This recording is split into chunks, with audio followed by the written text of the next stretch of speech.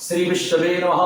राहु बड़े शक्तिशाली ग्रह हैं, लेकिन जिसके राहु गड़बड़ है वो बड़ा क्रूर होता है, बड़ा कठोर होता है, अच्छे से किसी से बात नहीं करता, बहुत ईगो होता है, बहुत क्रोध करता है, थोड़ी देर में ठीक होता है, लेकिन थोड़ी देर में सब खराब कर देता है।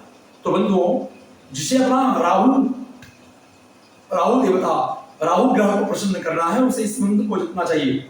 ओम राम राहुवे नमः, ओम राम राहुवे नमः, ओम राम राहुवे नमः, ओम राम राहुवे नमः। इस मंत्र का जप करोगे तो जो काला सर्प योग है, जो राहु से आपके बार बार एक्सीडेंट होता है, आपके धन नष्ट होते हैं, आप मोबाइल और लड़की के पीछे अपनी जिंदगी बर्बाद करते हो, आपके राहु आपका जीवन अच्छा बनाएंगे।